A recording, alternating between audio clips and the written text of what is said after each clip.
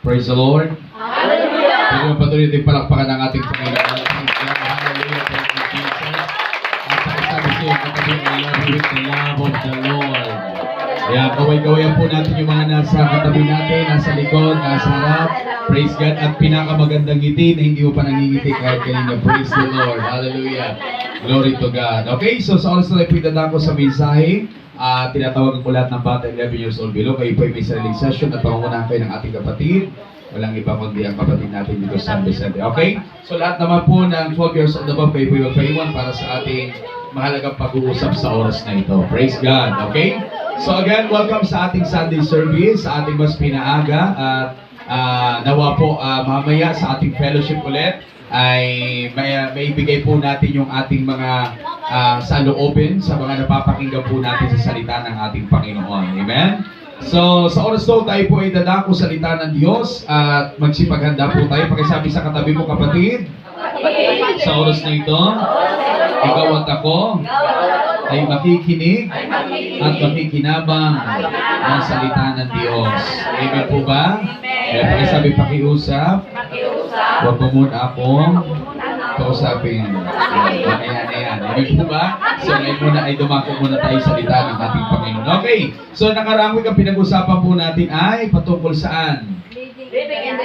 Living in the last days. Amen? At nakita po natin, amen, ayon sa kapahayagan ng salita ng Diyos, na tayo ngayon lahat ay tumatahak na sa mga huling araw. Amen po ba? At mahalaga na may paghanda natin ang ating sarili. Amen? Dahil ang Panginoong Hesus ay darating, sabi natin, handa ka man o hindi handa, ligtas ka man o hindi ligtas man ang pamilya mo o hindi, darating ang ating Panginoon. Amen po ba? Sabi ko nga po, nakakalungkot kasi marami nagpaprophesy na darating na ang Panginoong Hesus. Sabi ng marami, darating daw siya ng 2000. Pero dumating yung 2000, hindi dumating ang Panginoon. Sabi naman ng iba, darating siya ng 2012. Pero nag-2012 na, nagkaroon na lang ng pelikula ng 2012, buti pa ang TV ay nawasak na. Amen po ba ang pelikula? Pero hanggang ngayon wala pa rin. Amen po ba? Sabi naman ng iba ay 2020. Nag-2020 na po. Ang 2025 na tayo ngayon. Pero wala pa rin po ang ating Panginoong Hesus. Hindi po ibinigay sa tao ang kakayahan na malaman kung kailan siya darating.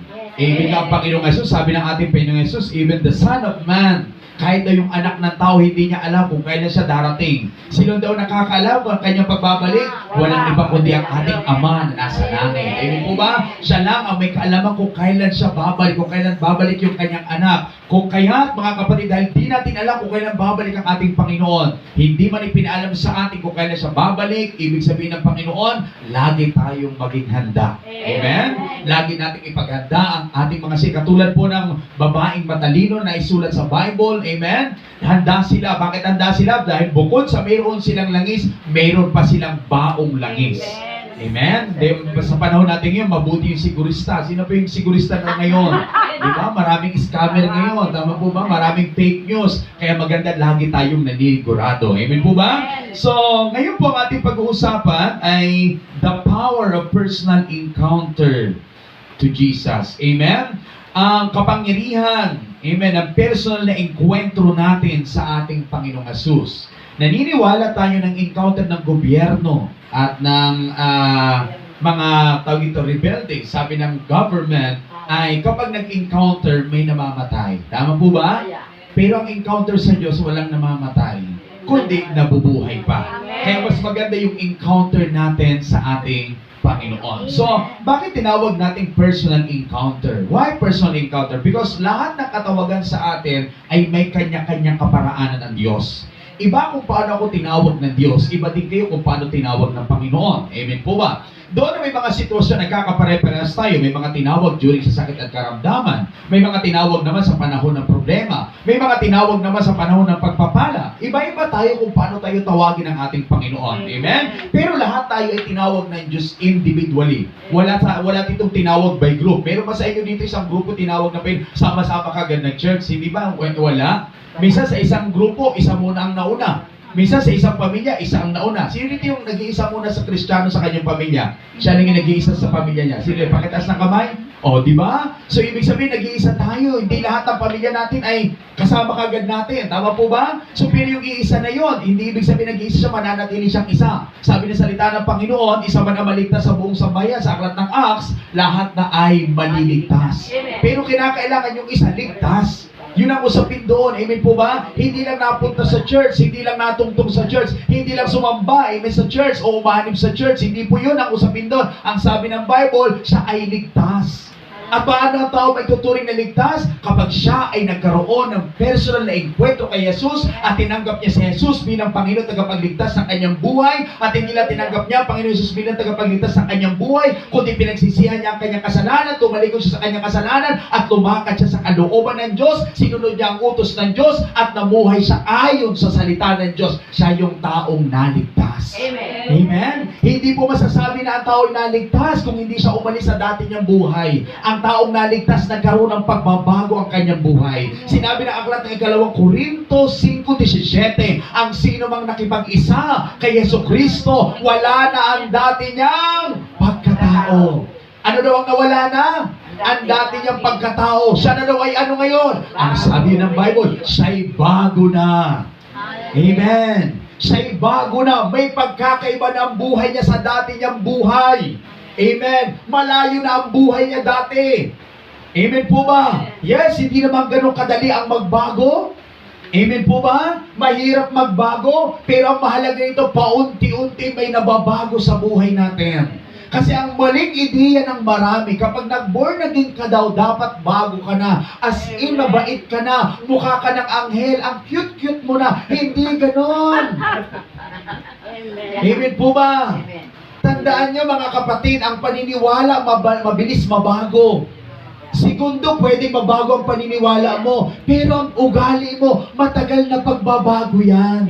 Kaya hindi ibig sabihin, born again ka na, hindi ka na nagagalit, mali pong paniniwala yon. Amen po ba? Hindi ibig sabihin, born again ka na, hindi ka na nagkakasala, maling paniniwala po yon. Hanggat nabubuhay pa tayo sa laman, may mga umiiral pang hindi man natin gusto, pero nangyayari sa atin. Sabi ni Apostol Pablo, ang ibig kong gawin ang hindi ko nagagawa at ang ayaw kong gawin ang siya kong nagagawa. Tila sa bahagi ng aking katawan ay may nananalaytay na kasalanan. Sinong makapagliligtas sa akin? Sabi ni Pablo, salamat sa Diyos. Salamat kay Yesu Kristo. Iniligtas niya ako sa aking kahinaan. Amen po ba? Si Kristo lang yung kanang dahilan kung bakit tayo nabago, kung bakit tayo naayos. Amen po ba? Sa sarili natin lakas, hindi natin kaya mabago. Tingnan nyo, gagawa tayo ng New Year Resolution. Di ba hanggang 1 week lang? Magpapakabait na ako, hindi na ako magagalit, ako ay ganito, ganyan. Pero pakatapos ng isang linggo, mas masahol pa na karaang taon.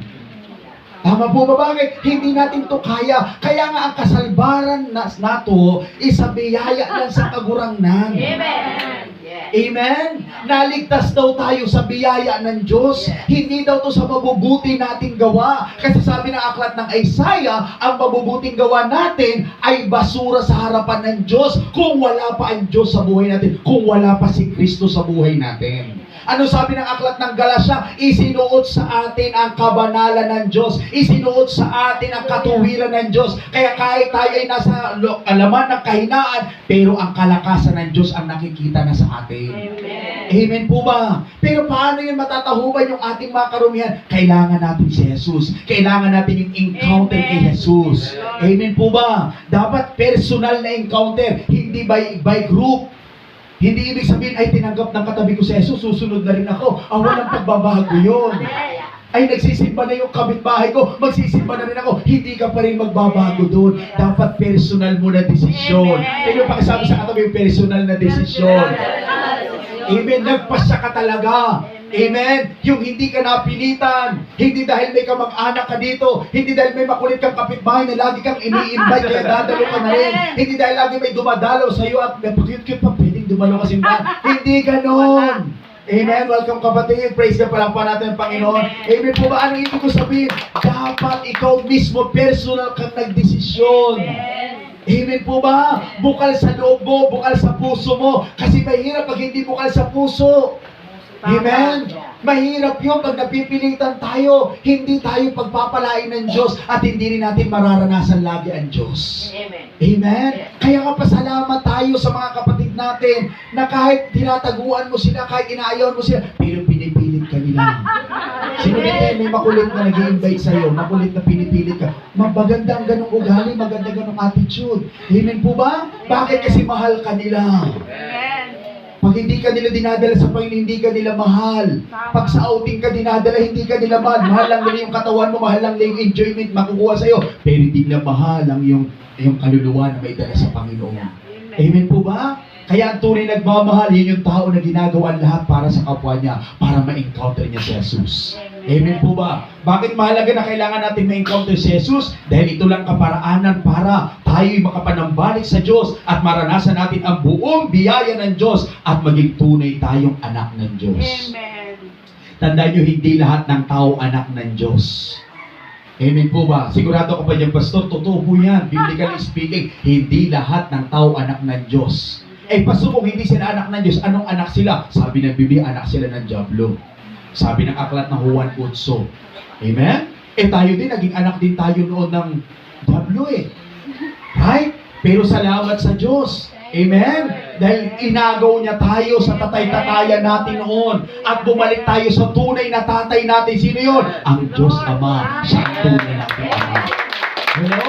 Binalik tayo ng Panginoon Diyos. Paano tayo inagaw ng Panginoong Diyos? Namatay ang kanyang anak sa krus ng Kalbaryo upang ang sino mang tumingin, sumampalataya sa anak at tumanggap sa anak ay binigyan muli ng karapatan na maging anak ng Diyos. Ang anak ng Diyos ang sumampalataya at tumanggap. Kaya pag hindi pa tumatanggap sumampalataya kay Jesus, hindi pa siya anak ng Diyos. Nakuha ba natin mga kapatid? So, yung ibig ko sabihin, yun lang ang magiging para maging anak tayo ng Diyos, ang magkaroon tayo ng personal at tanggapin natin siya bilang Panginoon tagapagligtas ng buhay natin. Amen? So, tinawag tayo ng Diyos sa iba't ibang kaparaanan. Amen? At tinawag tayo ng Panginoon upang tayo maging kabahagi ng kanyang kaharian at magmana ng isang manang walang hanggan. Sino ang walang mana dito? Natatanggapin? Yeah. Sino dito walang mana? Yung iba, yung minana lang utang. Yung iba, ang minana sakit. Di ba? May allergy yung tatay, tapos yan, lumang allergic din. Oh, namana ang sakit. Diba? Isa nakakalungkot ang namamana, ang sakit di ba? So tayo ay may mamanahin daw tayo, sabi ng kasulatan. Amen po ba? Magmamana tayo ng walang hanggan. Hindi po temporary ang mamanahin mo. Hindi lupa na nagbabago. Hindi lupa na binabaha. Hindi lupa na nagbibitak. Kundi kalangitan. Amen. Na perfectong lugar. Amen. Ang inanda ng Diyos para sa lahat ng sumampalataya sa Kanya. Sabi ng aklat ng Korinto, hindi pa naririnig ng tainga, hindi pa nakikita ng mata ang inihanda ng Diyos sa lahat ng sumampalataya sa Kanya. Amen? Kaya kung ang bahay mo ulan sa labas, ulan sa loob, tiisan mo na. Sa langit wala ng ulan. Amen po ba? Kung nangangamba ka, nagmamahalan ang mga paninda sa hardware, kahit di ka makapatuloy ng bahay, okay lang, pinagtatayo ka ng Diyos ng tahanan ngayon sa kanyang kaharian. Sabi ng aklat ng Juan 14, manalig tayo sa Diyos at manalig tayo sa kanyang anak na si Jesus. Sapagkat sa ngayon, anong ginagawa ni Jesus? Ipinaghahanda niya tayo ng tirahan sa kanyang kaharian. Kung hindi gayon, siya ibabalik. At anong gagawin niya? Isasama niya tayo sa kanyang kinaroroonan. Kaya pagsabi sa atin, tsaga-tsaga ka lang kapatid. Amen? Tsaga-tsaga lang. Amen po ba? Kung gusto mo na yun makuha ka agad, bahala ka na. Amen? Pero ang akin ngayon, antayin mo lang. Darating din yun. Amen po ba mga kapatid? At ano po mga kapatid, sabi dito, hindi lang sapat na tayo tawagin ng Diyos. Kung hindi, dapat tayo din ay maengkwentro natin ang ating Panginoon. Bakit? Maraming tao kilala si Jesus, pero hindi pa naengkwentro si Jesus. Di ba?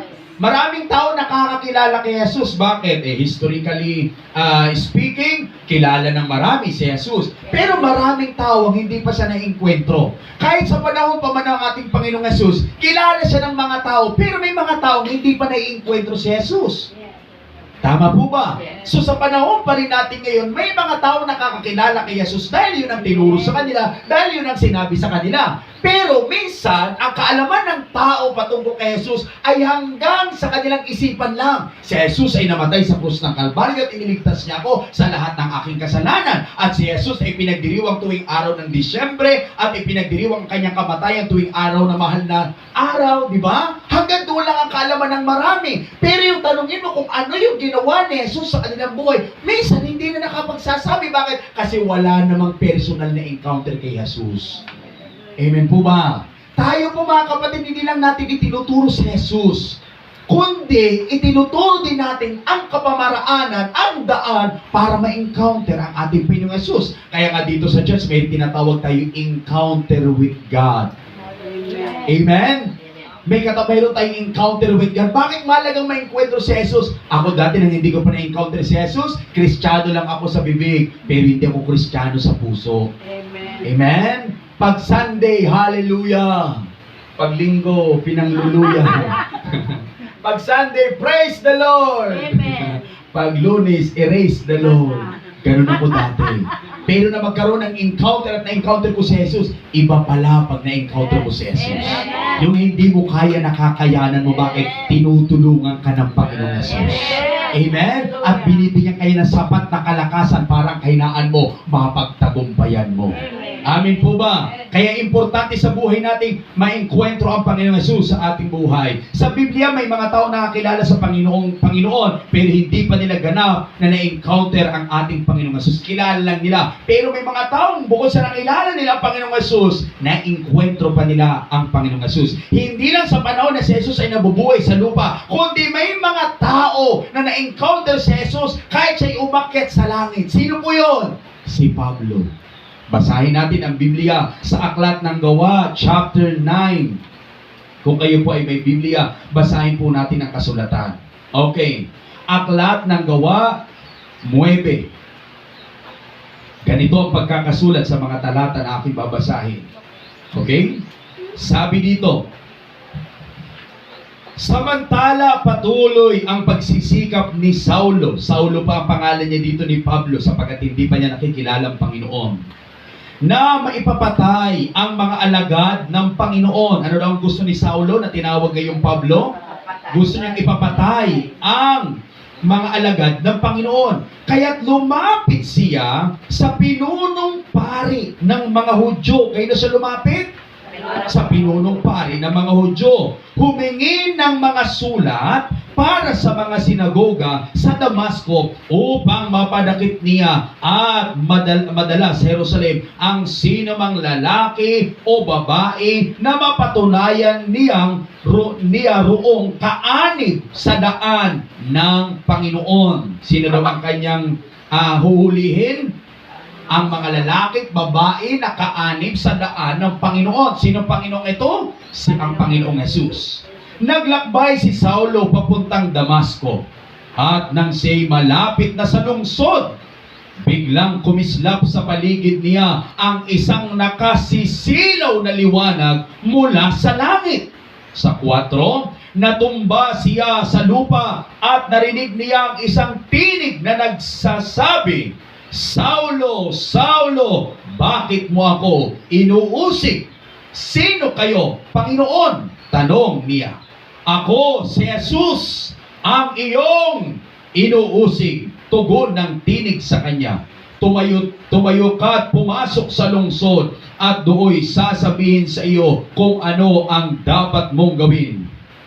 Natigilan nga ang mga kasama ni Saulo nang marinig nila ang tinig. Ngunit wala naman silang makitang nagsasalita. Tumayo si Saulo at nang dumilat, hindi siya makakita, kaya't siya'y inakay na mga kasama niya hanggang sa Damasco. Hindi siya nakakita sa loob ng 3 araw at hindi rin siya kumain ni uminom.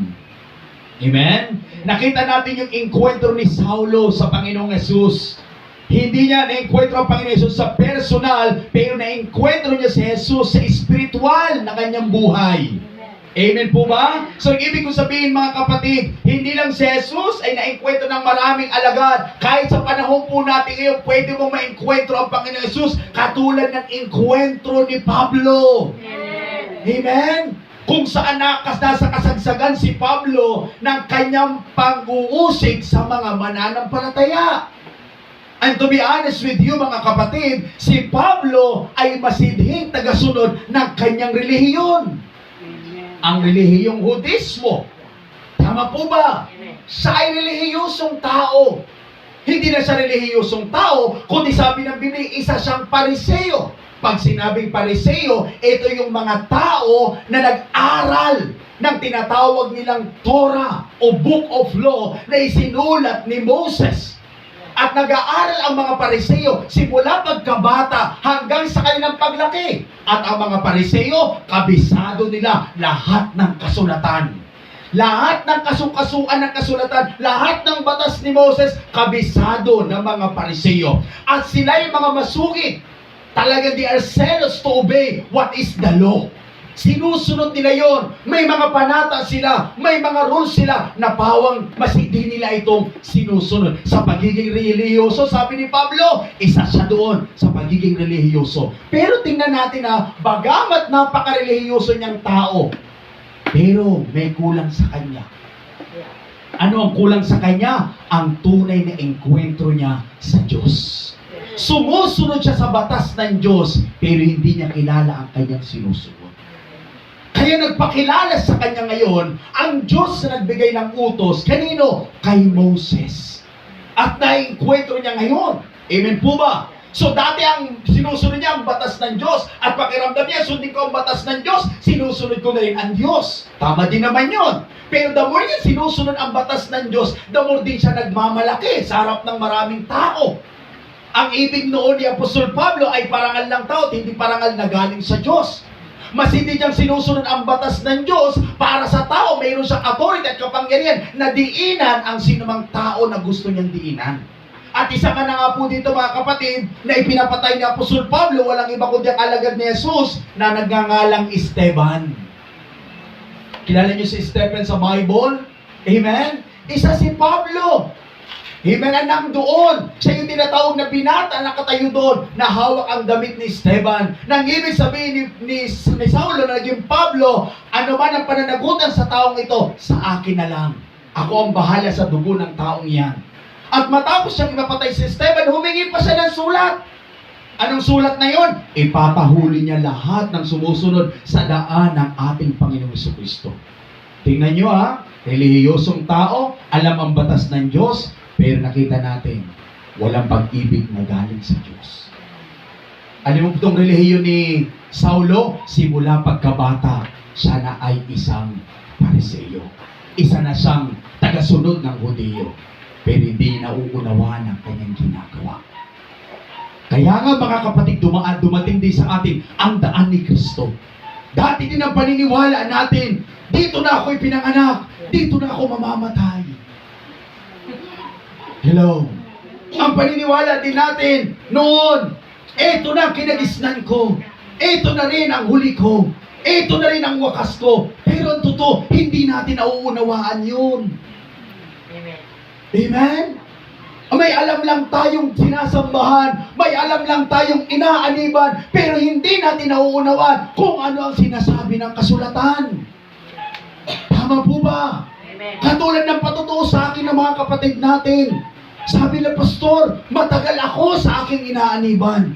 Pero kahit matagal ako sa aking inaaniban, nisitas ng Biblia, hindi ko may paliwanag, hindi ko maintindihan. Bakit? Dahil hindi ko alam kung ano ang itinuturo sa akin.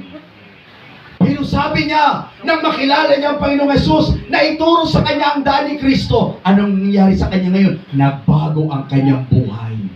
Amen. Naunawaan niya ngayon ang kalooban ng Diyos. Naunawaan niya ngayon ang salita ng Diyos. Kaya sabi niya, dito ako, hindi na ako naniniwala sa kung saan ako namulat, doon ako namamatay. Sabi niya ngayon, kung saan ako nakaunawa, doon ako mamamatay. Ano nang paniniwala niya? Kung saan siya nakaunawa. Kung saan niya naunawaan ang salita ng Diyos. Kung saan niya naintindihan ang salita ng Diyos. At doon siya mamamatay. Katulad ni Pablo, marami siyang alam sa sitas ng Biblia, pero hindi niya nauunawaan ang sitas ng Biblia. Tama po ba? Kabisado niya ang kautusan, pero wala siyang pag-ibig na siyang buod ng kautusan. Bakit? Payak ang pangunawa niya sa mga bagay na mayroon sa Diyos. Amen. Mayabong ang kanyang pagkaalam sa Biblia, pero kulang siya sa karakter ng Diyos. Naintindihan niyo ba mga kapatid? Amen. Kaya ang ibig sabihin nito, kailangan ng tao, katulad ni Pablo, ang maengkwentro ang Panginoong Hesus. At matapos na dala-dala ang sulat, habang siya'y naglalakbay papuntang Damasco, hindi pa siya nakakarating sa kanyang mission, kinausap na siya ng Diyos. At ang sabi sa kanya, Saulo, Saulo, ano ang sagot ni Pablo? Sino po kayo, Panginoon? Hindi niya kilala si Panginoong Jesus. Diba? Sabi niya, ako ito si Jesus na iyong inuusig. Amen. Ano yung dala ni Pablo? Sulat. Sulat para saan? Sa mga Kristiyano na kanyang pauhulihin, ipapakulong, sasaktan at ang ilan ay ipapatay. Yun ang dala-dala niyang sulat. Para kanina yun, sa mga Kristiyano. Pero yung kinausap siya ni Jesus, ang sabi ni Jesus, Saulo, Saulo, bakit mo ako inuusig? Hello? Ang uusigin niya, Kristiyano. Pero yung ginagawa niya pala kay Jesus. Amin po ba? Naunawaan niyo na. Kapag inusig kayo, hindi kayo inuusig. Si Jesus ang inuusig nila. Amen po ba? Hello? At ang usigin ang Diyos ay napakalaking kahangalan para kang sumiba sa pader na ikaw din ang masasaktan. Tama po ba? Hello? Kaya matapos siyang ma-encounter ang Panginoon, saan nangyari kay Pablo? Sabi ng Biblia, siya'y nasubasog. Right? Ilan ba nasubasog? Lahat ba sila? Isa lang? Isa lang ang nasubasog. Isa lang ang natumba. Isa lang ang nalugmok. Anong ibig sabihin ito? Hindi kinaya ni Apostol Pablo ang kapangyarihan ng Panginoong Hesus. Amin po ba? Kaya dito sa church natin, nakakita tayo ng mga natutumba. Hindi po yun invento. Amen? Ang iba kaya ayaw mo kasi baka matumba. Yung iba naman bago matumba, tumingin muna sa likod. Tumingin sa lupa. Ako ba natin mga kapatid? Bigyan ko lang kayo konting nangyari. Nasa Sorsogon kami, mayroon tayong kapatid. Napakataas niya, nurse siya, napakataas niya. Habang nagpipray ako, bigla siya natumba. Yung mga kapatid nakapikit, bigla tumingin sa likuran. Yung natumba siya, walang nakahawak sa likod niya. Talagang tumba siya. Pagkatapos ng prayer, nilapitan sa mga kapatid, ano ko ba sa nangyari? Alam mo yung kapatid, nakangiti, okay naman ako, ang sarap sa pakiramdam. Kasi may mga pangyayari sa buhay natin pag hindi natin kinaya ang glory ng Panginoon. Amen? Pero kapag yun ay genuine na nangyari sa'yo, walang galos o walang pilay o walang mangyayari sa'yo. Pero kung nagpatumba ka, sige natin siguro matumba, sigurado may pagkalalagyan ka kapatid. Hindi yung sinasadya. Amen po ba? Nandiyan ba kayo mga kapatid? Anong ibig kong sabihin? Ang pagkatumba ni Saulo. At pagkatapos, pagdakay sabi doon, walang makita si Saulo. Tama? Pero nandiyan ba mga kasamahan niya? May narinig din na tingin. Pero sila lang na-convert. Sila na-convert, silang na-save that time? Si Paulo. Bakit? Sa kanya lang may personal encounter ang Diyos. Kaya nga sa dami ng pamilya mo, ikaw yung inuna ng Diyos. At minsan ang inuuna ng Diyos yung pasaway sa pamilya. Hello? Yung pinakamakulit sa pamilya, yun ang inuuna ng Diyos. Yung mga pasaway sa pamilya, yun ang inuuna ng Diyos para na mabawasan ang pasaway sa pamilya. Kaya pakisabi sa katabi, ikaw ba yung kapatid? Tama ba natin? Hello? Inuuna ng Diyos yung mga ganong klaseng tao. Naalala ko sa Bible School. Sa Bible na nasa Bible School kami, talaga naman akala pag mga Bible student, talagang ang babait. Pero hindi nyo alam, yung mga Bible student, yan ang pinakamasama. Bakit? Kasi pag babait, anak, doktor ka. Anak, nurse ka. Anak, teacher ka. Pag pasaway o magpastor ka, pumunta ka sa Bible School. Ganun, tapunan ng mga pasaway ang Bible School. Kaya iba-iba ang karakter sa Bible School. Nakuha mga kapatid, ganun din ang Diyos. Amen po ba? Minsan ang hinahanap ng Diyos, yung may mga malalalim na nakaranasan sa buhay, yung may mga madilim na nakaraan, yun ang inuuna ng Diyos. Bakit? Kasi gagamitin ng Diyos yung buhay nila para ikwento sa iba kung anong pagbabago ang ginawa sa kanila ng Diyos. Amen? Amen po ba? Kaya pag ikaw ang inuuna ng Diyos, salamat God, nabawasan ang pasaway. Amen? Huwag mo isip, ako ang inuna ng Diyos kasi tuturuan ko kayo mga pasaway. Hindi sila. Kaya ikaw inuna kasi ikaw mas pasaway. Nabulag ka lang sa dati mong pagkatao. Kaya hindi mo yung makita. Tama po ba?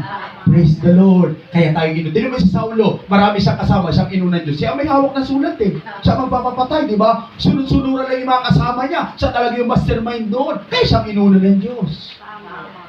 Amen po ba? Naunawaan mo kung bakit ka niligtas. Praise the Lord.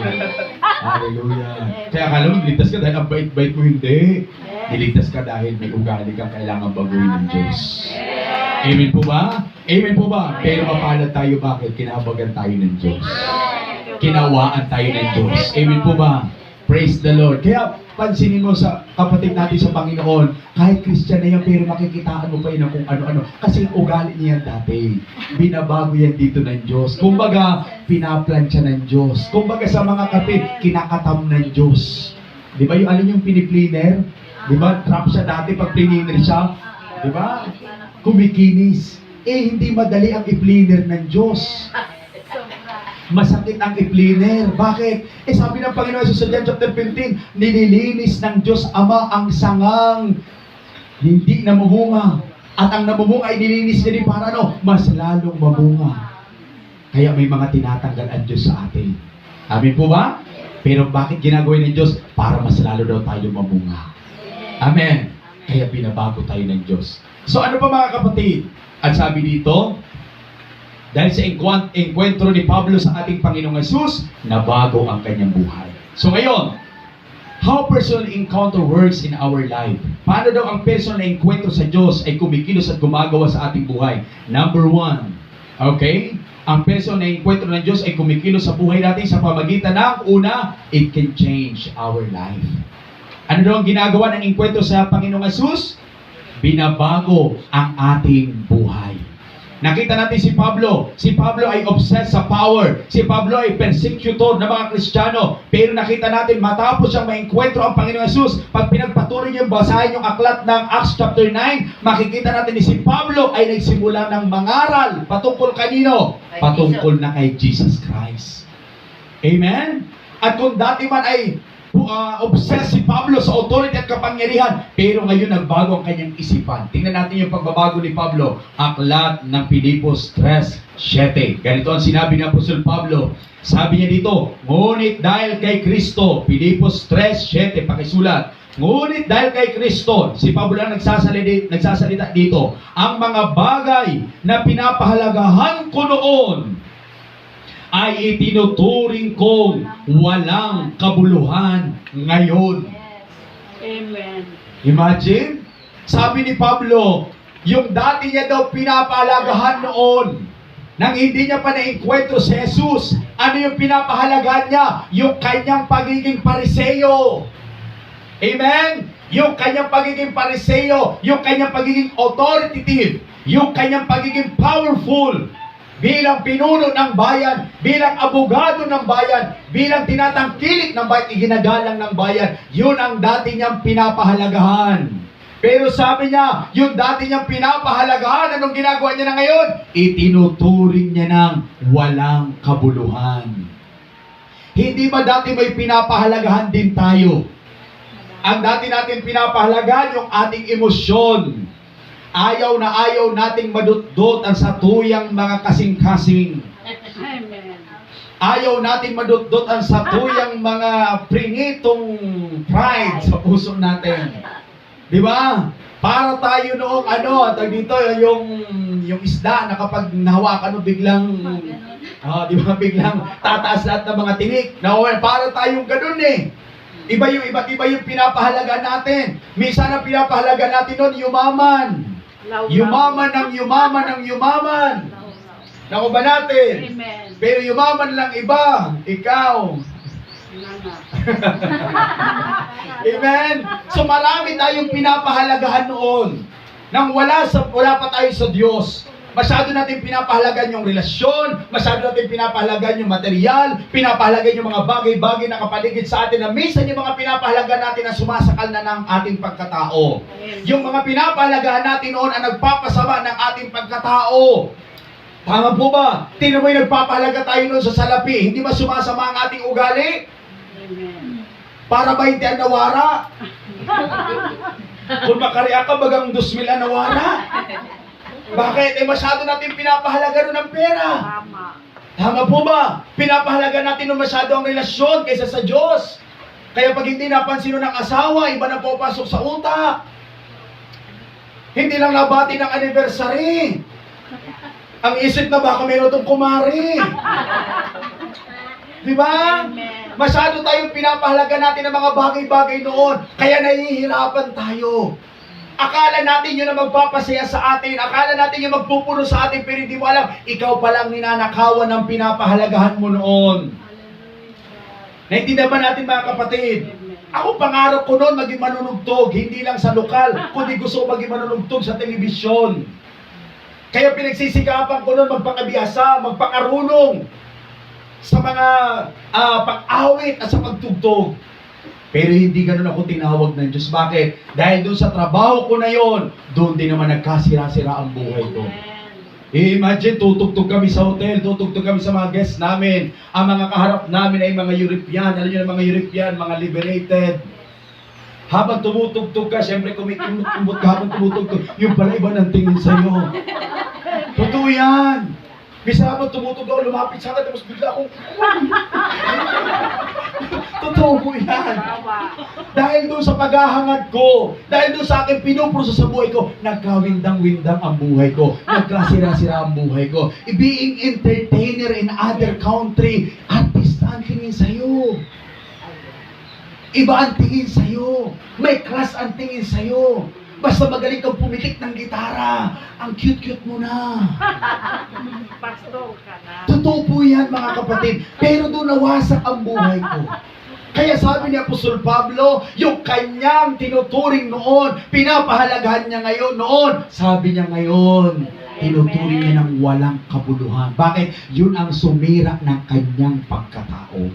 Yun ang sumira ng kanyang imahe.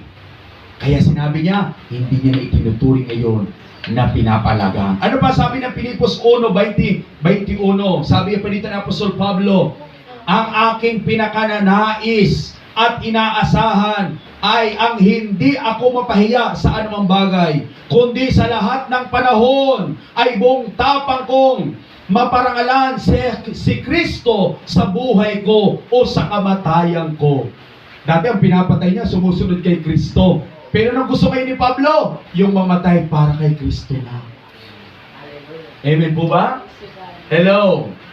Ay, totoo ko meron sa inyo dito dati di sa pagkatao na kayo inuusig nyo yung ganitong samahan. Sino sa inyo dati inuusig nyo yung ganitong samahan?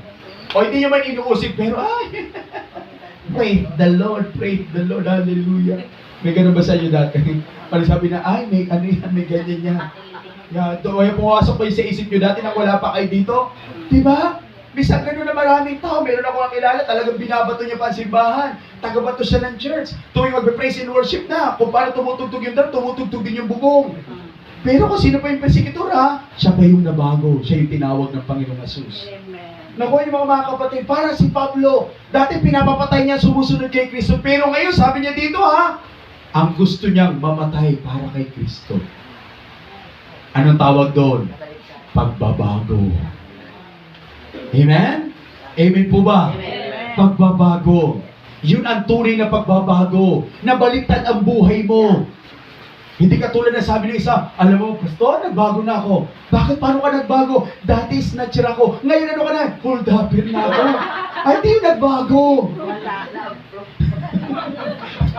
Ang nabago, iniwan yung dati niyang buhay. Parang si Pablo, pang-uusig ng mga Kristiyano. Ngayon, para sa kanya, mamatay gusto niya para kay Kristo na. Amen? Dati siya gusto yung pumatay, pero ngayon siya lang gusto mamatay para kanino? Kay Kristo na. Amen. Amen po ba? Ano siya dati? Masugid na mang-uusig ng mga Kristiyano. Pero ngayon, masugid na siyang tagapangaral para ang tao ay maging Kristiyano. Amen. Nakita nyo yung pagbabago ng isang tao. Kaya hindi mo pwede sabihin na, ay ako nagmamakadiyos na ako, na wala naman nakikitang ebidensya. Sa Biblia, hindi lang si Pablo nakita ng ebidensya. Sino pa? Si Zaccheo. Si Zaccheo na tax collector. Ano siya? Gahaman sa salapi. Madamot, kuripot, mandaraya. Pero na makilala niya si Jesus, ano nangyari kay Zaccheo? Tumayo siya sa kapulungan at sabi niya, Panginoong Jesus, kung may naman ako nadaya, 4 na ibayo kung ibabalik sa Kanya. Ano ba yung 4 na ibayo na yun? Kautusan nyo ng mga Hudyo. Kapag ikaw ay may ninako na salapi, ibabalik mo ng 4 na ibayo. Dati hindi niya sinusunod ang utos ng Diyos. Pero makilala niya si Jesus, nagawa niyang sundin ang utos ni Jesus. Ang utos ng Diyos. At ano siya ngayon? Dating kuripot, ngayon mapagbigay na. Amen. Amen. Pagdating na lang katabi mo. Hello? Dati ang gusto niya lang, sa kanya lahat na salapi. Manlamang sa kanyang kapwa. Pero ngayon, ang gusto niya na, tumulong sa kanyang kapwa. Amen? Amen. Parang sabi sa eskwelahan, o ikaw ano Inday, anong gusto mo? Gusto ko po nurse para makatulong sa kapwa.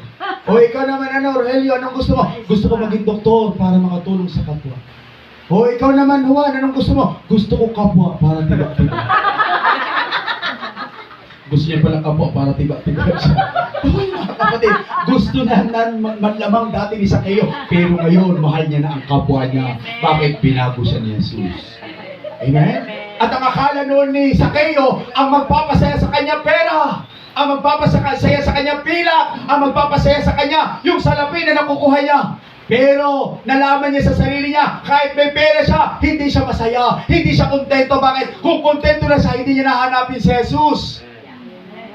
Pero patunay lang kahit mapera siya, may kulang sa kanya. Bakit? Hinanap niya pa si Jesus.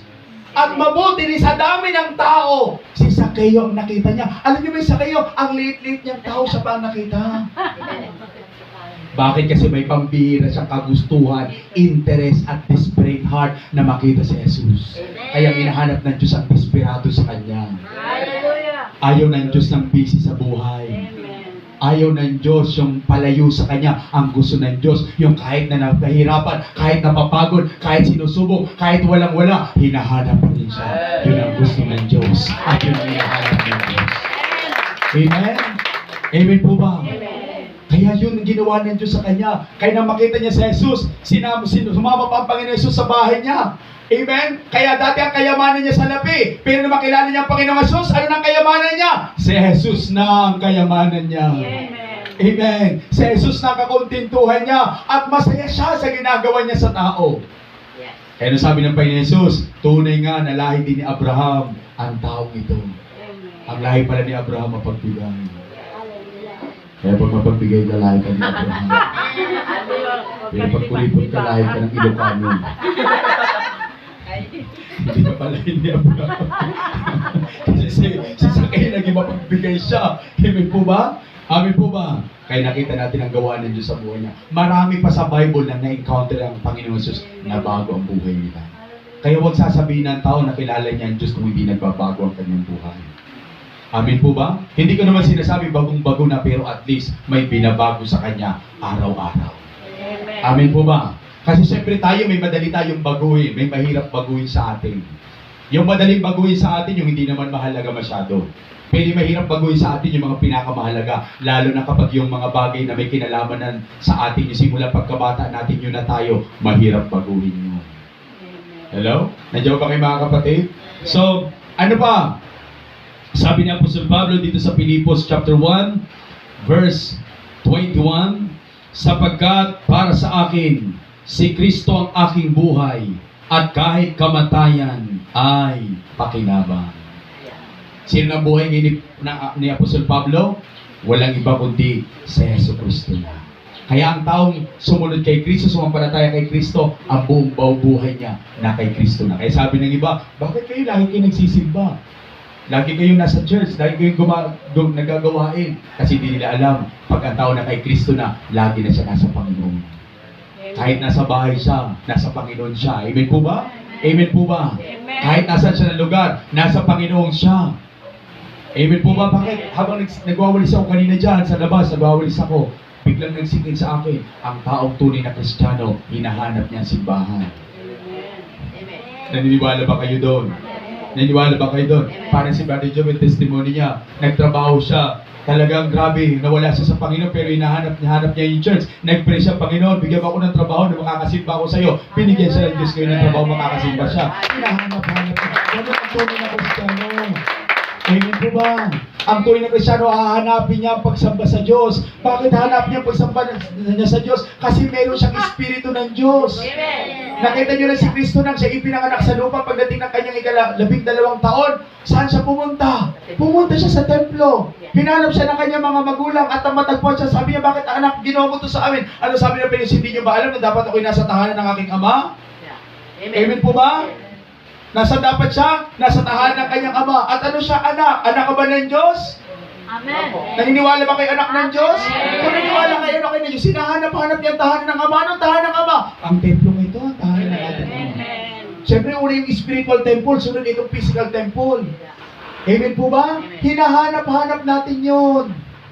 Praise the Lord. Hallelujah. Kung paano yung anak naghahanap ng tahanan, napunta ng Maynila, pero hindi maalis sa isip niya yung kanyang tahanan. Ganon din yung tunay na anak ng Diyos. Amen. Amen! Hallelujah. Hindi ka anak kung hindi ka naghahanap ng tahanan mo. Amen. Di ba yung mga pupunta sa Maynila? Namimiss nila yung bahay nila?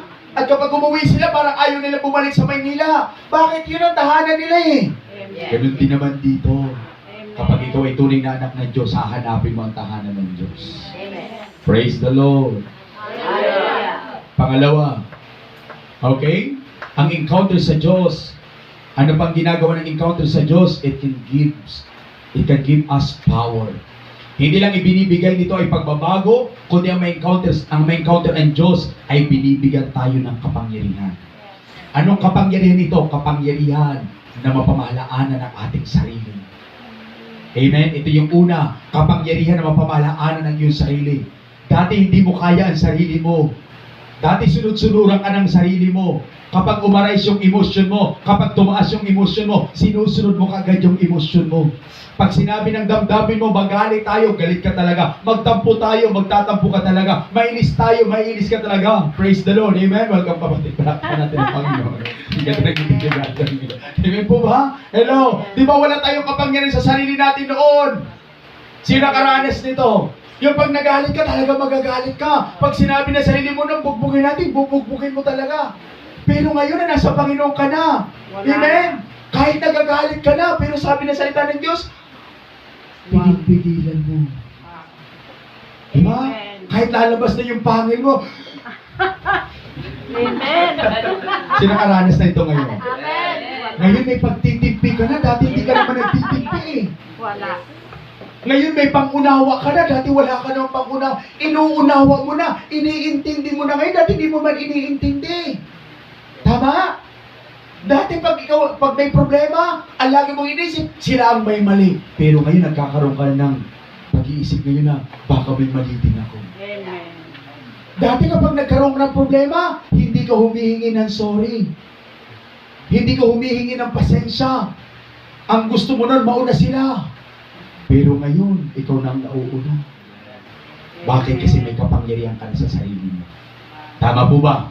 Hello? Kaya mo na ang sarili mo. Dati hindi mo kaya ang sarili mo. Dati pag nakaisip ka ng mali, dire-diretso ka lang. Pero ngayon pag nakaisip ka ng mali, anong ginagawa mo? Nagre-review ka na in Jesus' name. Lumayas ka masamang isipan. Di ba? Dati pag nakikita mo yung kaaway mo, talaga naman sa isip mo, madapa ka sana, madapa ka sana, madapa ka sana. Amen. pero ngayon, Kristiyano ka na. Pag nakikita mo yung kaaway mo, Panginoon, patawarin mo siya. Hindi niya nalalaman ang kanyang ginagawa. Umayos ka. Umayos ka pa. Kasi nabigla na, dalalan siya ng kagalakan niya. Ayun. So, hindi naman natin mga kapatid. May kapangyarihan na sa atin. Ano pa? May kapangyarihan din tayo sa labas. Amen. Inner power and outside power. Ano yung outside power? Dati matatakotin tayo sa mga engkanto maligno. Amen. Kapag tuwing tayo ay nananakit yung likod natin, pakiramdam natin na sino ka agad. Pag sumakit yung ulo na engkanto ka agad. Nasibang. Nasibang ka. Diba, ganun tayo. Pero ngayon, dahil Kristiyano na tayo, binigyan tayo ng kapangyarihan ng Diyos, hindi na tayo natatakot. Amen po ba? Hindi na tayo natatakot sa kung ano-ano mang mayroon dyan sa paligid natin. Bakit? May kapangyarihan ang binigay ng Diyos sa atin. Amen po ba? Dati para mawala yon, pupunta muna tayo sa mga nagpapalayas, pero ngayon tayo nagpapalayas sa kanila. Pinapalayas natin na masang marunong na tayo magpalayas. Dati bago magpalayas, magpapatawag pa tayo ng kung sino-sino may mga dala ng mga dahon-dahon. Tama po ba? Amen. Tapos riritualan ang bahay natin. Kung sasabihin sa'yo, dito sa bahay mo, mayroon ditong nakatira. Di ba maniniwala ka, sampo sa dingding. Sa dingding pa tumira, pwede naman sa sala, di ba? Hello? O minsan sa bomba nyo, minsan sa likod nyo. Di ba? May mga ganun tayo. Tapos tayo takot naman tayo. Kasi pag-pray yung bahay natin, kunwari, aalayan ang kung ano-ano. Asin. Di ba? Magre-ritual. Tapos tayo, akala natin wala na. Okay na, panatag na ba? Nawala na yung masamang espiritu. Yung pala nawala sa labas kasi pumasok sa loob. Kaya sumama ang ugali ng nagpalay sa masamang espiritu kasi pumasok pala sa loob. Nakuha niyo mga kapatid, bakit hindi natin kaya no, pero ngayon kaya na natin? Amen? Amen po ba? Kaya pag nakakaramdam tayo sa pangalan ng Jesus, Amen. sa pangalan ni Jesus, lumayas. Sabi mo, lumalayas. Amen? Amen po ba? Amen. So, binigyan tayo ng Diyos ng kapangyarihan. Ginagamit niyo ba yung kapangyarihan niya? Amen? Pero pag magpapalayas ka, maniwala ka. Amen? Baka nag-i-in Jesus name ka, nangangatog ka sa tuhod. In Jesus name. Ay, hindi naalis yun. Dapat may authority na galing sa Panginoon. Amen po ba? Ano pa, hindi lang yung mga masamang espiritu, mga sakit at karamdaman, binigyan ka ng Diyos ng kapangyarihan. Amen? Kahit na ang mga demon possessed, may kapangyarihan. Naalala ko sa Sirangan, kasi sa gano'n ng pandemic, mahirap mag-travel. Tumawag sa akin mga kapatid, Pastor, pero po dito sinasapian. Sabi ko, sino sinasapian yan? Ito po, yung sinasapian na yan siya, lesbian. Sinasapian siya. Talagang ang lakas, ang daming umahawak sa kanya. Tapos tinawagan ako ng mga kabataan, Pastor, anong gagawin namin? Sabi ko, pag-pray nyo. Kami, Pastor, mag-pray. Pag-pray nyo. Pinag-pray nila. Tapos may tumawag, Pastor, okay na. Umalis naman sa mga espiritu. Mga kabataan lang, pero napalayas na naman sa mga espiritu. Amen. Amen po ba? Bakit? Kasi wala naman sa iyo kapangyarihan. Nasa pangalan yun ng Panginoong Jesus. Bakit? Sabi ng Biblia sa aklat ng Mark chapter 16, ang mga sumampalataya ay binigyan ng tanda. Ano daw tanda yung binigay sa kanila? Sa pangalan ni Jesus, makapagpapalaya sila ng masamang espiritu. Makapagsasalita sila ng ibang wika. At ano pa, humawak man sila, uminuman sa nila ng lason, hindi sila mga ano. Ano pa sabi doon? At sino ang patungan ng kanilang kamay? Gagaling. Amen? Sino daw ang makakagawa nun? Ang mga sumampalataya. Kung ikaw ay sumampalataya, magagawa mo yun. Amen. Amen po ba? Amen po ba? Kaya kahit ikaw lang, magagawa mo yun. Praise the Lord. Ano pa? Number 3. Sabi sa number 3, ang nagagawa doon ng personal encounter sa Diyos, it can give us boldness to share the gospel. Amen? Nagkakaroon tayo ng tapang ngayon na i-share ang mabuting balita. Pero tingnan muna natin si Pablo kung paano siya tumanggap ng kapangyarihan. Sabi sa aklat ng Gawa, chapter 19, verse 11. Pakinggan nyo maiga kung anong nangyari kay Pablo. Nang tinanggap niya, nang ma-encounter niya Panginoon Jesus, gaano kapangyarihan ang tinataglay ni Apostol Pablo. Sabi dito sa Gawa, chapter 19, verse 11, gumawa roon ang Diyos ng mga pambihirang himala sa pamamagitan ni Pablo. Ano nang ginawa ng Diyos kay Pablo na ma-encounter niya? Gumawa siya ng mga pambihirang himala. Anong klaseng pambihirang himala ang ginawa kay Pablo? Pinuhin mo si Pablo, lahat ng may karamdaman, gumaling sila. Ano ba? Si Pablo, yung inaalay naman sa mga espiritu, lumalaya. Amen po ba? Hindi lang yun Eto, ginaya to ng samahan, ng ibang samahan. Na si Pablo ay pumunta sa isang lugar, anong ginawa sa kanya ng mga tao? Nagdala sila ng mga panyo, ipinuna sa katawan ni Pablo, at ang pinagpunasan sa katawan ni Pablo, pag ipinapatong nila sa may taong may sakit, gumagaling yung may sakit. Ganun ka-powerful ang naging buhay ni Apostol Pablo dahil sa enkwentro niya sa Panginoong Jesus. Amen? Bili mo, pinunasan lang si Pablo ng towel, tapos yung pinagpunasan, nilagay sa may sakit, gumaling na. Napakatindi ng kapangyarihan. Kaya kayo din mga kapatid. Amen po ba? Pero yun ay ginawa kay Pablo. Pero kung malakas ang pananambal, gagawin mo rin. Pwede din naman yun. Baka Baka kasi malalaman ko, Pastor, alam mo, pag nagpapagaling ako, pinupunas ko lang sa katawan ko yung panyo, tapos binibigay ko sa kanila. Ay kung malakas ang pananampalataya mo, gagaling yun. Eh dito sa church natin, tubig lang, pinapipiring natin, gumagaling yung may sakit. Amen po ba? Hello? Naalala ko sa gubat, nang una niya may experience yung kagalingan sa tubig. Ngayon, every time na may mga sakit sa kanila, magdadala ng tubig. Sabi ko, nandito lang naman yun, pwede ko naman ipag-pray, magpadala ko kayo ng tubig. Ang tubig, pinapanalangin ko lang, pag hindi makakating sa kanya yung pinapanalangin, pwede ko panalangin yung tubig. Pero pag nandito, kahit wala ng tubig, ipag-pray ko na. Sabi ko, baka umaasa na kayo sa tubig, hindi na sa kapatid ng Panginoon. Amen po ba? Nandiyan po mga kapatid? Baka kung gano'n ang paniniwala natin, baka isang araw, sa tawil na tayo naniniwala, hindi na sa Diyos. Naku, yung mga, kaya sabi ng Bible, do not be deceived. Huwag tayo padaya. So, ang ibig ko lang sabihin dito, gano'n ka-powerful ang buhay ni Apostle Pablo. Pangatlo, it can give boldness to share the gospel. Tingnan nyo ha, binigyan siya ng kapangyarihan para mag-share ng mabuting balita. Eh, iba naman ang katuruan ni Pablo noon, hindi niya tinuturo si Jesus. Pero may kapangyarihan siya ngayon, lakas ng loob na i-share si Jesus sa ibang tao. Ang tinuturo niya noon, ang daan ng kautusan para maligtas ang mga Israelita. Pero nakita ngayon daan na ni Kristo, tinuturo niya para maligtas ang mga tao. Amen? Tapos ano pang ginawa ni Apostol Pablo? Pumunta pa siya sa sarili niyang bayan. Pinunta niya ang Jerusalem para isabi ang nangyari sa buhay niya. Alam niyo kung bakit ito sinasabi? Kasi maraming tao na punta ng Maynila, naging Christian sa Maynila. Pag-uwi ng sarili ng bayan, bumalik sa dati nilang paniniwala. Totoo po yan. Pero nakakilala na sila sa ibang bansa, nakakilala na sa Maynila. Pag-uwi nila sa barangay nila, ganun pa rin ang bumalik sa dati nilang paniniwala. Nakakalungkot na balita. Eh si Pablo, bumalik siya sa kanyang bayan, hindi siya bumalik sa dati niyang paniniwala. Itinuturo niya na ang daan ng ating Panginoong Hesus. At may katapangan siya ngayon, i-share ang mabuting balita. Katulad ng babae, di ba? Sa aklat ng John chapter 4, yung babaeng mahiyain, yung babaeng natatakot sa mga tao, kasi yung babaeng ito ay may 5 asawa at ang ika-5 asawa, hindi niya tunay na asawa. Tama? Ayaw niyang i-judge siya, kaya ang ginagawa niya, umiigib siya tanghaling tapat, kasagsagan ng kainitan. Are you with me? Alam to ni Sister Daisy, galing kami doon sa Middle East, kapag kasagsagan ng katanghalian, ang hirap lumabas. Diba? Sister Daisy. Para kasalubong mo doon, yung init doon, ang hangin doon, hindi fresh air. Alam mo, nagbukas ka ng oven, na pagbukas mo ng oven, sumingaw ng gano'ng katindi ang init doon. Ito katanghalian dapat umiigib ha. Buti lang, nandun ang Panginoong Hesus, nakaupo, nagpapahinga. Pero hindi nagpahinga doon ang Panginoon. Amen? May appointment niya. Sinang appointment niya? Yung babae ang appointment niya. Kaya anong nangyari? Kinausap niya ang babae, matapos sila mag-usap, anong nangyari sa babae? Umuwi na sa kanyang bayan. Pero siya na yung babae, hindi nahiya, hindi na natatakot, kundi malakas ng loob. Bakit malakas ng loob? Nagbahagi siya sa kanyang kababayan. Sinabi niya, nakita ko ang Misaya, nakausap ko ang Misaya, at itong sinabi niya. Ano yung sabi ng Biblia? Lahat ng nakarinig sa kanya ay sumampalataya sa Panginoong Hesus. Amen. Dating takot, dating duwag, dating mahihain, pero nang na-encounter ang Panginoong Hesus, naging matapang na. Amen po ba? Kaya ang tunay na ka-encounter kay Jesus, hindi na nahihiya. Amen. Amen. Hindi na natatakot. Bakit? Dahil tunay na sa kanya ang Panginoong Hesus. Katulad ni Apostol Pablo. Ano pa? Panghuli. Yan. Ang pang-apat, it can give us healing.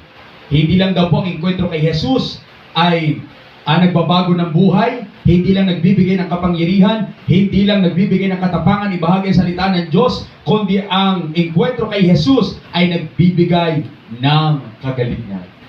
Amen?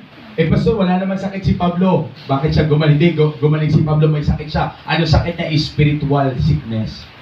Bulag siya sa katotohanan, pero ginawa sa kanya ng Panginoong Hesus, pinagaling siya ng ating Panginoong Hesus. At ano pa, sa Biblia, marami naka-encounter sa Panginoong Hesus na pinagaling sila. Sa Juan 5, mababasa natin isang lalaki na may sakit. Amen? Ang lalaki ito may sakit, para siya ay gumaling, dapat langoy siya doon sa kinakaukaw ng anghel na tubig para gumaling siya. Pero walang makatulong sa kanya para gumaling siya. Pero 38 years siya nag-antay. 38 years siyang may sakit. At wala man na makapagpagaling sa kanya. Pero dumating ang Panginoong Hesus, na-encounter niya ang Panginoong Hesus, ang nangyari sa kanya? Gumaling ang lalaki nito. Lumaya siya. Bakit? Dahil sa encounter niya sa Panginoong Hesus. Alam niyo totoo mga kapatid, mas maraming may sakit pa doon. Pero siya ang nakita ng Panginoon. Bakit? Kasi matyaga siya. Gusto niyang gumaling. Baka ang ibang may sakit doon ay umalis na. Ang iba'y bago pa. Pero siya, pero 38 years siyang nag-antay. Pero hindi na sayang ang pag-aantay niya. Kasi yung kumakaukaw ng tubig, ang hell, pero yung nakasalubong niya is a master of the angel. Is the creator of the angel. Ang encounter niya. Kaya nabago ang taong ito. Amen po ba? Amen? Kaya kapag na-encounter mo ang Panginoon Jesus, may kagalingan. Sa ano unang kagalingan? Sa spiritual. Anong gagaling sa'yo? Gagaling ka sa mga galit, sa inanakit, sa pagtatampo. Gagaling ka sa mga stress, distress, sa mga depressed sa buhay. Gagaling ka, lalaya ka. Bakit? Yun ang ginagawa ng Panginoon Jesus. Amen po ba? Sunod, pangulit. Amen? Encounter with God ay binibigay. It can change our prioritization. Amen? Ang tunay na ka-encounter kay Jesus, nababago ang kanyang priority sa buhay. Dati ang priority niya sa buhay, sabi ko kanina, magpayaman, magtrabaho, mag-impok ng salapi, o mabuhay para sa karangyaan. Pero ngayon, pag nakilala mo ang Panginoon Jesus, mababago ang iyong mentalidad. Mababago ang priority mo. Ang priority mo na ngayon, hindi ng pansarili, kundi ang priority mo ngayon ay ang para sa kaharian ng Diyos. Ang inuuna mo ngayon ay kung ano magpapasaya sa Diyos, hindi na kung ano magpapasaya sa sarili mo o magpapasaya sa iba. At ang ginagawa mo na ngayon kung ano ang nais na ng ating Panginoon. So, when you encounter Jesus, magbabago ang priority mo. Si Pablo, ang priority niya noon, ang pagiging kanyang abogado. Pero na makilala niya si Jesus, ang priority niya ay ang kanyang paglilingkod kay Jesus. Si Pedro, ang priority niya ay mangisda. Pero na makilala niya si Jesus, ang priority niya ay mamalakayan ng tao. Lahat na naka-encounter kay Jesus, nabago ang priority nila. Ano ang priority nila ngayon? Ang kaharian ng Diyos. Sabi ng ating tagapagturo kanina, sa pagbibigay, seek ye first the kingdom of God. Sa Tagalog, pagsumakitan. Pagsumakitan. Anong ibig sabihin ng pagsumakitan? Ito'y pagtitiisan mo. Pipiliin mo lagi. Kahit wala ka sa mood manalangin, mananalangin ka. Amen? Amen po ba? Kahit inaantok ka, mananalangin ka. Kahit napagod ka, mananalangin ka. Bakit? Kasi pinagsusumakitan mo ang kaharian ng Diyos. Amen po ba? Ganun ang tao na tunay na sa Panginoon. Kaya minsan kahit nanalangin ka pero hindi nangyayari ang katugunan ng Diyos, bakit hindi mo pinagsusumakitan? Minsan ang binibigay natin sa Diyos, tira-tirang oras. Pag may time ako, mag-pray ako. Pag may time ako, magsisimba ako. Pag may time ako, gagawin ko to. Kaya minsan hindi ka pinagpapala ng Diyos. Pahirap ng pahirap ang buhay mo. Bakit? Kasi ang para sa Diyos, tira-tira lang. Ayaw ng Diyos ng tira-tirang oras para sa Kanya. Ang gusto ng Diyos siya ang priority mo. Kasi pag ang Diyos ang priority mo, smooth lahat ng darating sa buhay mo. So ito nakaranas na hindi kayo nakapagsimba dahil hindi kayo nakapagsimba ang gulo-gulo ng araw. Pero pag nakapagsisimba ka, gumagaan ang takbo ng buhay mo. Kaya may nagsasabi, so pag hindi ako nakasimba, maiinitin ang ulo ko. Parang tingin ko lahat, parang komplikado lahat. Pero pag nakakasimba ako, parang andinaw lahat ng aking ginagawa. Diba? Bakit? Kasi yun ang sinasabi ng Diyos. Ano sabi niya? Pag pinagsumakita natin ang kanyang kaharian, ang kanyang katuwiran, ang lahat ng bagay, idinaragdag ng Diyos. Minsan paiksi na ang iyong pasensya, pero dahil inuna mo ang Diyos, pinahaba ulit ng Diyos ang pasensya mo. Amen? Kaya pataas na sana ang kamay mo, biglang dinagdagan ng Diyos, praise the Lord ka na lang. Amen po ba? Hello, nandiyan ba kayo? Yung hallelujah, praise the Lord. Diba? Bakit? Dinagdagan ng Diyos yung kulang sa iyo. Pero pag hindi ka na, hindi mo inuna ang Diyos, yung kulang sa iyo, laging may kulang, kaya tawag sa iyo. Kayo nagsabi lang kaya parang ugali kang may kulang palagi. Bakit? Hindi mo inuna ang Diyos. Naku yung mga kapatid, kaya anong kailangan? Kailangan natin ma-encounter ang Panginoon. Amen? Ano nga po ang dulot ng enkwentro? Number 1, it can change life. Number 2, it can give us power. Number 3, it can give us boldness to share the gospel. Number 4, number 5, amen. So how to encounter Jesus? Number 1, desire. Katulad ni Zacchaeus, nag-desire siyang makita si Jesus. Pangalawa, lumapit sa kanya. Sabi na aklat ng Santiago, if you draw near to Him, He will draw near to us. Number 3, para ma-encounter si Jesus, make a strong decision to encounter Him. Gumawa ka ng isang matatag na desisyon na gusto mo siyang ma-encuentro at gumawa ka ng parang kung paano si Zaccheo ay gumawa siya ng parang na makita sa puno si Gomoro para makita si Jesus. Ngayong araw, gumawa ka ng parang kung paano siya ma-encounter. Number 4, welcome ang Panginoon sa iyong buhay. Ngayon, tayo po'y pumikit at tayo po'y manalangin. Praise the Lord. Hallelujah. Shall we come before God right now? Maybe ang iba sa inyo ay meron ng personal na encounter kayo sa Panginoong Jesus. At maybe din ang iba sa inyo ay wala pang personal. O may iba sa atin na na-encounter na ang Lord pero ngayon ay tila ba malayo na sa pag-encounter, encuentro niya sa Panginoon. Kapatid, dito ka magsisimula. Desire.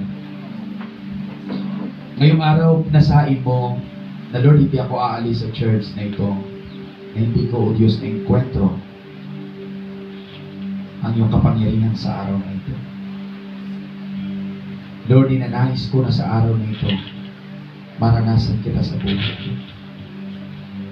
Hindi ako hambang sa church na ito papuntang labas ng pintuan na hindi kita ma-encuentro sa buhay ko.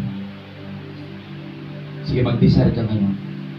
Katulad ni Zaccheo, ninasa niya na makita ang Panginoong Jesus. Sinabi niya sa kanyang sarili, gusto kong makita itong Jesus na ito na sinasabi ng mga tao. Gusto kong makasalubong, gusto kong makaharap, gusto kong makadaupalad ang Jesus na ito na sinasabi ng mga tao. Kaya ginawa ni Zaccheo, dala na kanyang desperadong puso na makita si Jesus. Siya'y patakbong lumapit sa Panginoon. Nga lang maraming hadlang sa paglapit niya. Una, ang kanyang kababaan. Pangalawa, ang mga tao na kapaligid sa Panginoong Jesus. Pero ang kagandahan kay Zaccheo, hindi siya nagpahadlang. Hindi niya ginawang excuses o dahilan ang kanyang kababaan o mga tao na kapaligid kay Jesus para huwag siya magpatuloy sa kanyang kagustuhan na makita si Jesus. Kundi sinabi ng Biblia, siya'y umakyat sa puno ng Sycamore para lang makita ang Panginoong Jesus. Gumawa siya ng paraan, gumawa siya ng akbang. Ngayong araw, yun din ang gusto ng Diyos sa'yo. Gusto ng Diyos makita sa'yo ang kagustuhan mong ma-encuentro lagi siya sa buhay mo. Kapatid, huwag kang magtatapos sa nakapakinig ka lang ng salita ng Diyos. Huwag kang magtatapos sa nakasamba ka ngayong araw at okay na yun sa'yo. Huwag. Kung magagawa mo pa na ang narinig mo ay maging buhay sa'yo sa pamagitan ng tunay na enkwentro mo sa Panginoong Jesus, gawin mo sa araw na ito. Kaya ngayon, sige, taas mo inyong mga kamay. Habang nakatas ang inyong mga kamay, huwag mo na papakinggan ang tinig na ito, kundi sumabay ka at maniwala ka, sumampalataya ka. Habang nakatas ang kamay mo, sabihin mo, Panginoon, ninanasa kong maranasan ka. Ninanasa kong mag-enkwentro ka ng puso ko. Ninanasa ko, Panginoon, na makita, madama ang pag-ibig. Katulad ng pag-ibig na ipinadama mo kay Zaccheo, makasalanan siya. Kinayawan siya ng mga tao. Kinagagalitan siya ng mga tao dahil mandaraya siya. Wala siyang halos kaibigan. Walang gusto lumapit sa kanya. Pero ikaw, Panginoong Jesus, minahal mo siya. Ikaw, Panginoong Jesus, nilapitan mo siya. Ikaw, Panginoong Jesus, tinahawag mo siya. Panginoon, ganun kakabuti kay Zaccheo. Ganun din, Panginoon, sa araw na ito. Gusto ko, Panginoon, para sa pagkabutihan mo. Gusto ko mahal ka sa pag-ibig mo, ang katapatan mo sa buhay ko, Panginoon. Sige, lumapit ka sa Panginoon.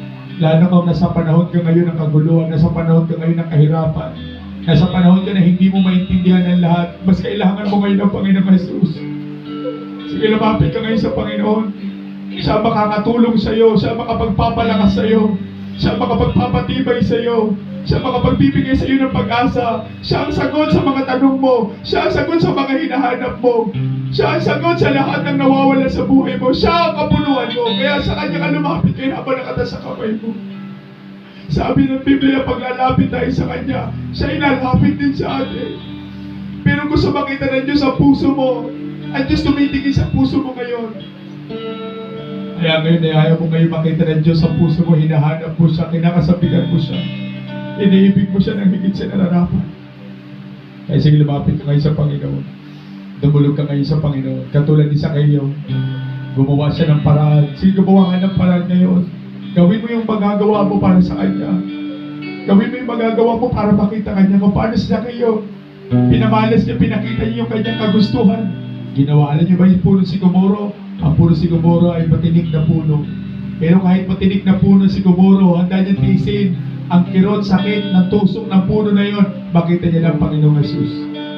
Handa ka ba magsakripisyo para makita ang Panginoon? Sige, taas mo ang kamay mo ngayon. At sabi mo sa Kanya, Panginoon, gusto ko na ma-enkwento, gusto ko na maranasan, Panginoon. Gusto ko madama ang pag-ibig mo, Panginoon. Gusto ko pa kitang makilala, Panginoon. Higit pa sa nalaman ko, higit pa sa narinig ko may Jesus na namatay sa akin. Panginoon, hindi lang sa kaalaman kita makilala, kundi gusto kita makilala sa karanasan. Ngayong araw, Panginoon, ibuhin mo ang buhay ko. Haplusin mo ang buhay ko, ipadama mong buhay ka sa akin, Panginoon. Siya mo dumali sa buhay mo. Dumali sa buhay mong yakap ng Diyos. Mararamdaman niya, dadali sa mga kamay niyo nakataas. Dadali sa inyong kamay nakataas hanggang sa inyong puso, sa inyong buong pagkatao, madadama mo ang pag-ibig ng Diyos. Dadali na dadali ito sa sige lang, lapit sa Panginoon. Kausapin mo ang Panginoon, kausapin ko ang Panginoon. Thank you, Jesus. Hallelujah, hallelujah. Hallelujah, hallelujah. Thank you, Jesus. Thank you, Lord. Thank you, Lord. Siya nagsabi, lumapit kayo sa akin, kayong lahat na napapagal at nabibigat ang lubha. At kayo'y aking pagpapahingahin. Kaya ngayon sa oras na ito, sige, lumapit tayo sa Panginoon. He will give you power. He will give you authority. Sa encounter mo sa Panginoon sa oras na ito. Hallelujah. Thank you, Jesus. Sige, ma-encounter mo ang Panginoon. Ma-encounter mo ang Panginoon. Sige, just call Him. Jesus, Jesus. Gusto ko maging totoo ka sa akin ngayon. Gusto ko maging totoo ka sa akin, Panginoon, sa araw na ito. Jesus. Sige, come to Him right now. Come to Him sa ka man nakaupo ngayon. Sa ka man naroon ngayon. Hallelujah, hallelujah, hallelujah. Hallelujah, hallelujah, hallelujah. Thank you, Jesus. Thank you, Lord. Thank you, Lord. Thank you, Jesus. Thank you, Lord.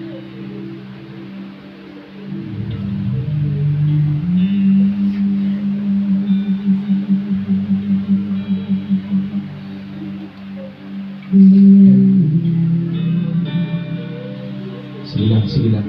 Let the Holy Spirit moves in your life right now. Let the love of Jesus through His Spirit, let the persons of Jesus through His Holy Spirit, ipadama niya sa iyo, ipakita niya, iparanas niya sa iyo sa araw na ito. Hallelujah. Hallelujah, hallelujah. Sige, sabihin mo sa Kanya, Lord, gusto ko itong encounter pa sa buhay ko. Baguhin mo ako, Lord, tulungan mo ako, ayusin mo ako, Panginoon. Panginoon, bigyan mo ako ng kalakasan, bigyan mo ako ng kapangyarihan. Kapag tagumpayan ko ang mga takot, ang mga kapako sa puso, Panginoon, malagpasan ko ang mga problema, malagpasan ko ang mga paghihirap, malagpasan ko lahat na nangyayari sa buhay ko. Bigyan mo ako ng kapangyarihan, bigyan mo ako ng kalakasan.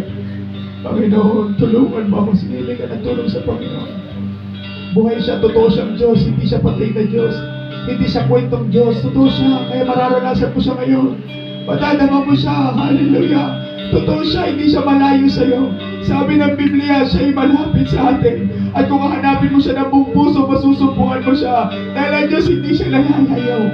Eh sa araw na ito, kung naniniwala lang, sumasampalataya ka, uuwi ka ngayon pinagpala, uuwi ka ngayon na encontro mo, Panginoon. Sa pangalan ni Jesus, sa pangalan ni Jesus. Thank you, Jesus. Thank you, Lord. Thank you, Lord. Thank you, Lord. Thank you, Father God. Hallelujah. Tutulungan mo ako sa iyong malakad. Dalhin mo ako sa dakong naroon.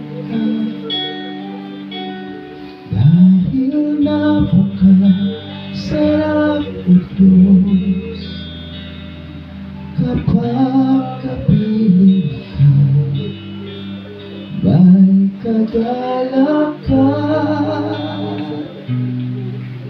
di mapapantayan. Tunay na ligaya ay makakamtan. Panginoon, kita'y minamahal. Lagi kang inaalam ng aming puso ko. Panginoon, kinakailangan ko at ang mismo presensya sa aking pangalan.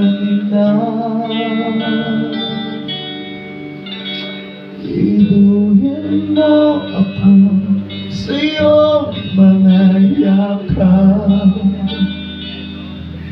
Dalhin mo ako sa dakong naroon ka. Dahil napakasarap, O Diyos, kapag kapiling ka. May kagalakan, di mapapantayan. Tunay na ligaya ay makakamtan.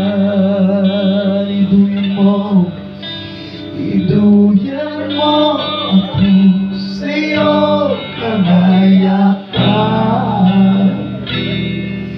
Dalhin mo ako sa dakong naroon ka.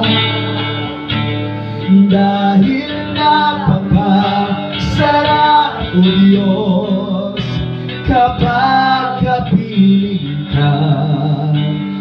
May kagalakan,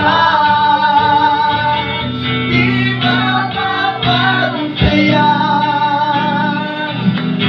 Tunay na ligaya ay makakamtan. Pwede ba kami sa pagtayo ngayon para sa ating muling panalangin? Hallelujah. Panginoon Diyos na makapangyarihan sa lahat, na may awa, may habag sa sangkatauhan. Diyos ng pag-ibig, Diyos ng katapatan, Diyos na nagmamalasakit sa amin, Diyos na tumawag at tumirang sa amin, Diyos na umibig sa amin sa kabila ng aming kalikuan, sa kabila ng aming kahinaan. Diyos na nagpatawad, Diyos na hindi nagbago. Maraming salamat po sa iyo. Panginoon Diyos, sa araw na ito, kami po ay nagpapasalamat sa mga mensaheng aming narinig kung paano at gaano kahalaga ang may kwentro ka sa aming mga buhay. Panginoon, salamat dahil sa dami ng tao na nabubuhay sa mundong ito. Salamat po dahil isa po kami sa tinawag mo at hindi nang tinawag mo kundi na-enkwentro ka sa aming mga buhay. Panginoon, panalangin namin ang patuloy na pagbabago namin sa aming pamumuhay at paglakad sa iyong kalooban at patuloy na pagsasagawa ng nais mo, Panginoon. Samahan mo kami, pagharian mo kami, Panginoon, at patuloy kapanahanan kami ng iyong kapangyarihan, O Diyos. Nasa ngayon lahat ng aming gagawin ay maging matagumpay, O Diyos. Panginoon, punin mo ang aming isip na makalangit na bagay at ang aming gagawin sa loob ng isang linggo, O Diyos, ay patuloy mong pagpalain, Panginoon. Lord, sinasaway ko ang sakit at karamdaman, Panginoon, sa buhay ng bawat isa. Lord, ngayong araw na ito at sa darating na pagsamba, panalangin ko, Panginoon, na ang sakit at karamdaman, pagulong, kapigatian, O Diyos, ay hindi magtatagumpay laban sa iyong mga anak sa pangalan ni Jesus. Lord, sinasaraduhan namin lahat ng pintuan ng kaaway, Panginoon, sa bawat pamilya at sa bawat isang narito, O Diyos. At binubuksan ang pintuan pagpapala, O Diyos. At patuloy pinapahintulot ng pagkumilos at dumaloy, O Diyos, sa buhay ng bawat isa. Sa iyo na makakagawa ng lahat ng bagay. Sa iyo, O Diyos, na makapangyarihan. Sa iyo na hindi nagbabago. Tanggapin mo ang aming parangal at lahat ng aming pagpupuri. Salamat po sa iyo, Panginoon. Salamat sa dakilang gawa mo at gagawin mo pa sa aming mga buhay. Itaas po natin ang ating mga kamay at tanggapin ang bendisyon sa Kanya na makapag-iingat sa inyo upang hindi kayo magkasala at makakaharap sa inyo ng walang kabintasan at may malaking kagalakan sa Kanyang kaluwalhatian sa iisa Diyos na ating tagapagligtas sa pamamagitan ni Jesucristo na Panginoon natin sa Kanyang kapangyarihan, karangalan, kaluwalhatian at kapangyarihan mula noon, ngayon at magpakailanman. Ang lahat ay magsabi ng Amen. Praise the Lord. Hallelujah. Thank you, Jesus. God is good. And all the time, Jesus ay power. So ito, dito po nagtatapos ang ating pagsamba. Pagpalain po kayo ng ating Panginoon. God bless you everyone. And time check, it's already 10:32 in the morning. God bless and we love you with the love of the Lord. Ingat kayo, okay? At pwede po muna. 15 minutes na po ito. God bless, Mother. God bless namin. God bless. God bless, Mare, Mare. Mare, God bless. Mare, Mare, Mare.